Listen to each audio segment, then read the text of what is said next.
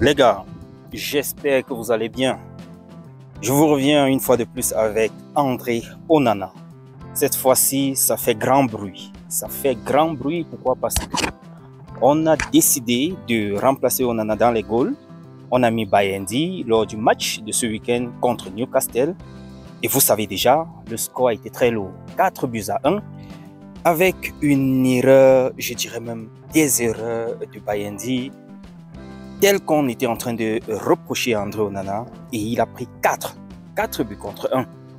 Beaucoup de personnes sont déjà en train de se demander, que ce soit dans les commentaires, comment on voit les fans se manifester.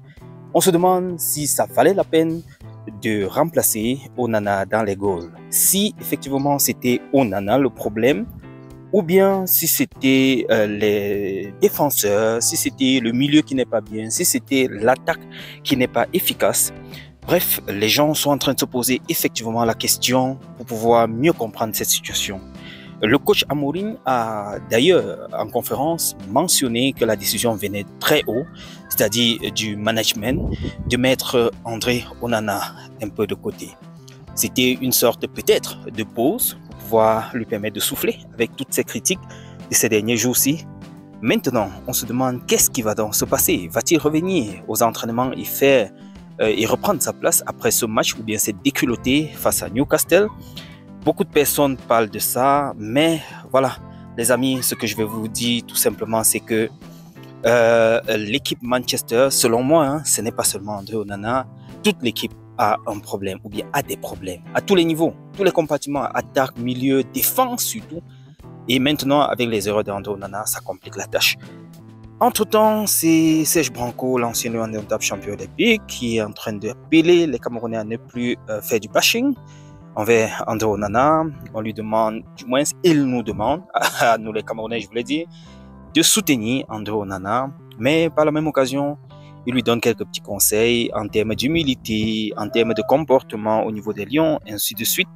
Bref les amis, je vous laisse écouter cette vidéo. Dites-moi en commentaire ce que vous pensez de toutes ces situations que je viens de vous présenter. Retrouvons-nous la prochaine et d'ici à là, take care. Ciao. Salut, bonjour à tous. Je suis Serge Branco, ancien lion indomptable champion olympique. Si je fais cette sortie, c'est pour me mettre en faux ou pour m'inscrire en faux ou pour contredire et dire à tous ceux qui sont en train de faire du Onana bashing que ça n'a pas lieu d'être.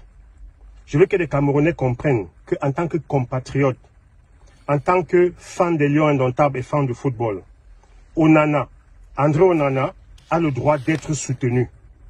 Il est l'un des meilleurs espoirs du football camerounais. Il est l'une des stars du football camerounais actuel. Il n'y a pas de raison que nous, ses compatriotes, nous les Camerounais, nous l'insultions, nous le traitons de tous les mots, parce que dans la carrière d'un grand sportif et d'un grand footballeur et d'un grand gardien comme Onana, il y a des hauts et des bas. Il a connu pire que ça, il a eu une suspension d'1 an. Il est revenu très fort, il s'est imposé à Milan, il allait à Manchester.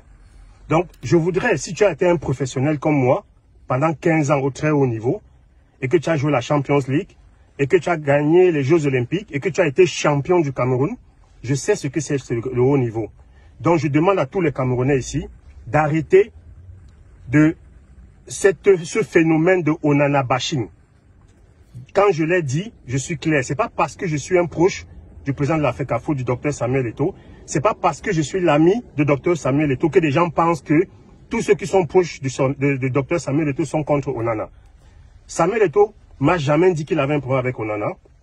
Il dit toujours qu'il a aucun souci, c'est son petit frère, c'est son fils. C'est des gens autour qui disent que Samuel Eto'o, le président de la FECAFO, n'aimerait pas voir Onana ou un dent contre Onana. Je vous rassure que moi, j'ai jamais entendu ou le président de la FECAFOOT ou un proche du président de la FECAFOOT dit que Onana n'est pas un grand gardien ou ne mérite pas d'être à Manchester, ou alors le seul problème qu'il y a avec ce jeune, je le dis encore, je suis son grand frère, j'ai joué dans les Lions, j'ai gagné avec les Lions, c'est son arrogance et c'est son... J'ai l'impression qu'Onana se prend, il se croit arrivé. Non, mon petit, le haut niveau, il faut être humble. Les Messi, les Cristiano Ronaldo sont des stars planétaires, mais ils sont très humbles.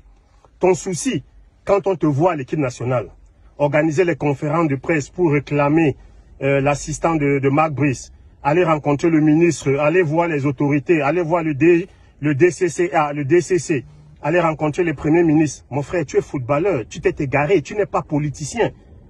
Quand un footballeur déjà s'égare, tu peux voir l'exemple de Francis Ngannou, tu peux voir l'exemple d'autres qui ont eu de succès de leur propre gré, sans l'accompagnement de personnes. Et une fois qu'ils ont été au top, ils sont allés voir les politiques, ils ont chuté, ils sont tombés. Je prendrai l'exemple ici d'un Joël Embiid ou de Pascal Siakam. Vous avez vu que c'est des gens, quand ils arrivent au Cameroun, ils s'en foutent des hommes politiques. L'homme politique t'encourage, l'homme politique te manipule, l'homme politique te pousse à l'abîme. Si tu es sportif, reste sportif. Donc c'est ce que je voulais te dire, mon petit.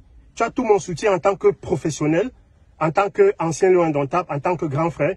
Mais je te demande et je te réclame plus d'humilité. Quand tu viens à l'équipe nationale, tu vas dire, tu vas traverser le centre tout le temps. Tu vas même demander aux gens de comment, tu vas leur dire comment ils doivent tirer les coups francs. Est-ce que tu fais ça à Manchester? Est-ce que tu fais ça à l'Inter? Le Cameroun n'est pas, les Lions indomptables ne sont plus devenus le dépotoir de l'orgueil des footballeurs parce qu'on a un compte plein en banque ou bien parce qu'on est à Manchester. On vient faire ce qu'on veut à l'équipe nationale.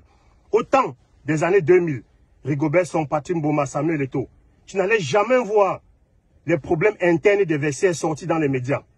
Rigobert, Song, Patrick Mboma, Marc Vivien Fo et de regretter mémoire, ils bloquaient ça à leur niveau. Ils disaient à l'entraîneur, laisse, on va régler. Ils convoquaient le président de l'Africa Foot ou ils demandaient l'audience au président de l'Africa Foot ou au ministre et ils réglaient ça en interne. Mais ils ne se répandaient pas dans les médias ou dans les réseaux sociaux pour dire comment ils ont réussi, dire comment ils sont milliardaires. Tous ces jeunes-là, même si vous avez été milliardaire à Barcelone, à l'Inter, à Naples, partout, si vous n'avez rien gagné avec le Cameroun, au Cameroun, vous ne valez rien. Les Camerounais, ce n'est pas votre compte en banque qui les intéresse. C'est le résultat, c'est les trophées gagnés avec les Lions. Quand les gars ont fait 2 Coupes d'Afrique, Jeux Olympiques, Coupe intercontinentale, les gars sont arrivés en quart de finale de Coupe du Monde. On n'a pas cherché à savoir s'ils étaient milliardaires ou s'ils étaient grands ou pas. Ils ont gagné tout ça dans l'humilité. Donc ce que je te demande, mon petit, je ne vais jamais te demander d'aller te soumettre à qui que ce soit ou de te rabaisser à qui que ce soit. Tu es un professionnel, tu as le droit d'exister, tu as le droit d'écrire ton histoire. Mais un grand professionnel, c'est celui qui est humble. Ce n'est pas celui qui est arrogant au Cameroun, qui fait ce qu'il veut dans les Lions et en Europe, passe à côté. Un professionnel, il garde le niveau très haut à tous les niveaux. Donc, comme tu te comportes humainement, quand tu te comportes humblement, pardon, à Manchester, je demande prochainement, quand tu viens à l'équipe nationale, comporte-toi comme ça. C'est tout ce que je voulais te dire. Merci.